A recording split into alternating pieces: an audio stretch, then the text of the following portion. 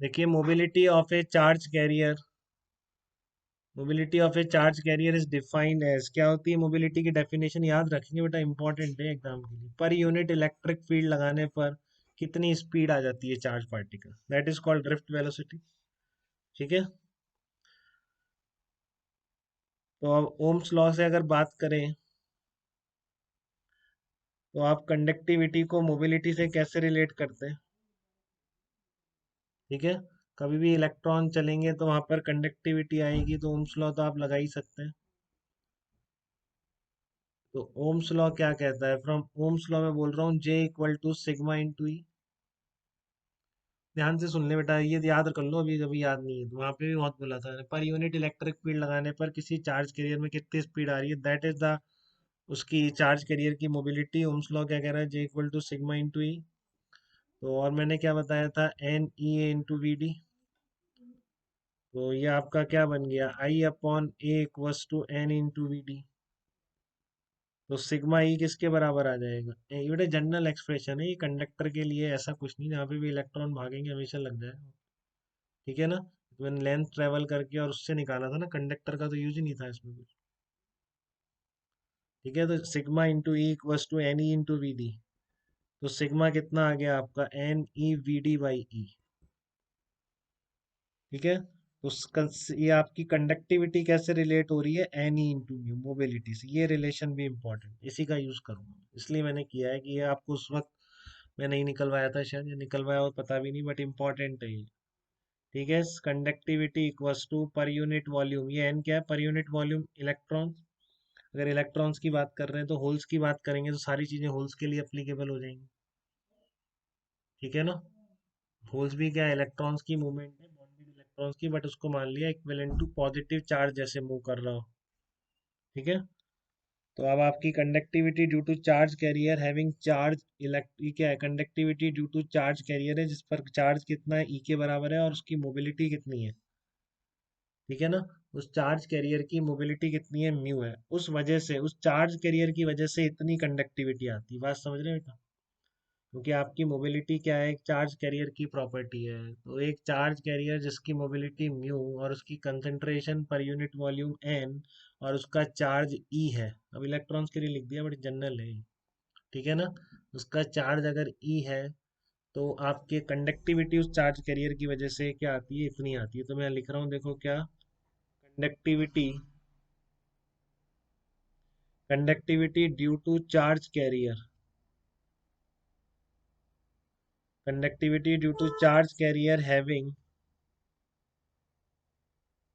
conductivity due to charge carrier having charge small e, having charge small e and mobility mu, having charge small e and mobility mu, वो definition है, ये sigma equals to N into. ठीक है, अब conductivity इसमें दो का सम हो जाएगी बेटा, दो चार्ज कैरियर, तो मैंने अंदर ले लिया, स्क्रीन शेयर में दिक्कत है, दिखता नहीं है। Conductivity due to charge carrier having charge e and mobility mu कितनी होगी, ये ध्यान रखिए बेटा, चार्ज कैरियर की प्रॉपर्टी है, कोई चार्ज कैरियर जिसकी मोबिलिटी म्यू हो और उसकी per unit volume concentration n हो, चार्ज कैरियर पे चार्ज ई हो, तो उसके कॉरेस्पॉन्डिंग जो उससे कंडक्टिविटी आएगी, वो डेफिनेशन है। समझिए इस बात को, वैसे भी बहुत पूछ सकते हैं। ठीक है, तो अब कंडक्टिविटी क्या है इसमें, सेमी कंडक्टर के लिए क्या हो जाएगी, कंडक्टिविटी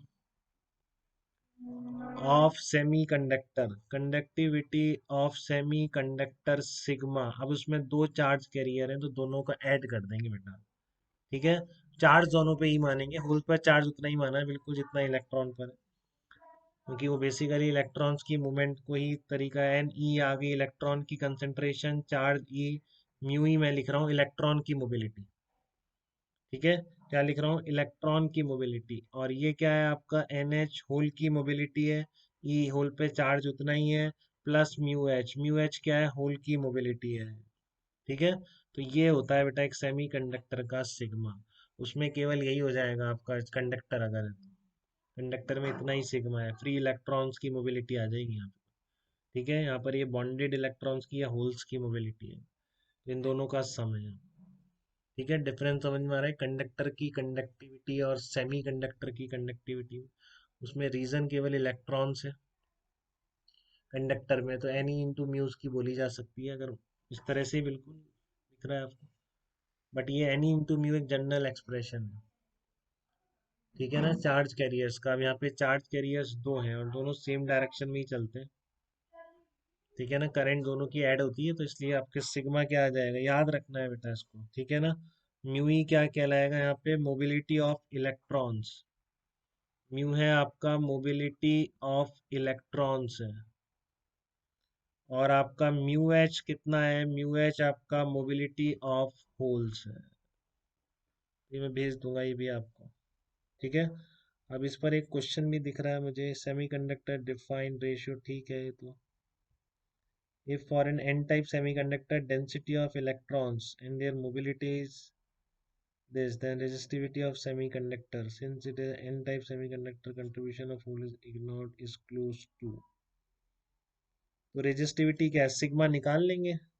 ठीक है, और रेजिस्टिविटी उसका उल्टा हो जाएगी। देखो ये पता नहीं आया था इसका क्वेश्चन, तो हो सकता है आया भी हो।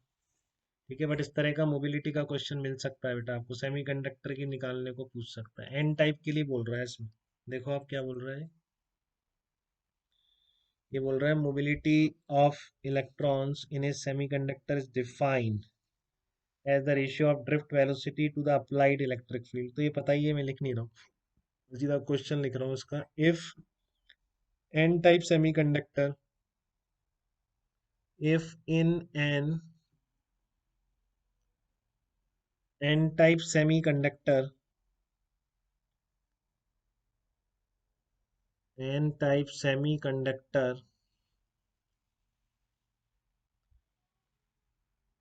the density of electrons,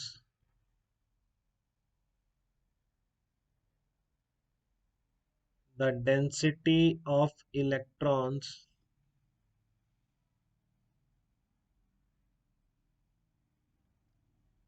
density of electrons is 10 raised to power 19,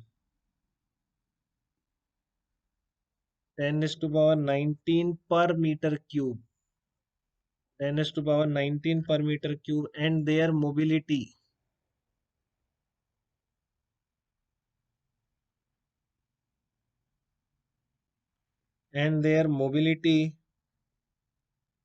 is 1.6 metre square plus volt second, जो भी यूनिट बनेगी इसकी। then find out resistivity of semiconductor, then find out resistivity of semiconductor। और ब्रैकेट में एक चीज और लिखिए कि since it is an type, तो आप ignore the contribution of holes. ये भी लिख रखा है इसने, since it is an type, क्योंकि एन टाइप है, since it is an type, ignore contribution of holes,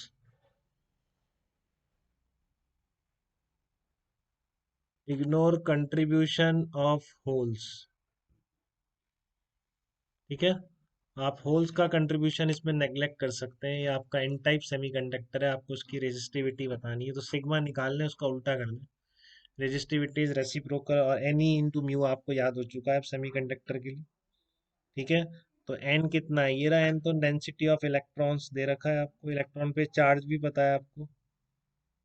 ठीक है, और क्या दे रखा है आपको, मोबिलिटी दे रखी है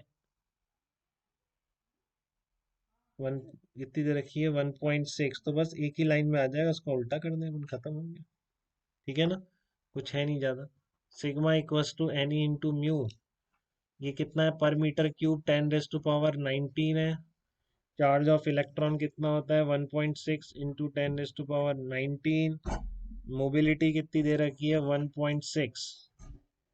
ठीक है, तो रो कितना आएगा आपका 1/सिग्मा आएगा।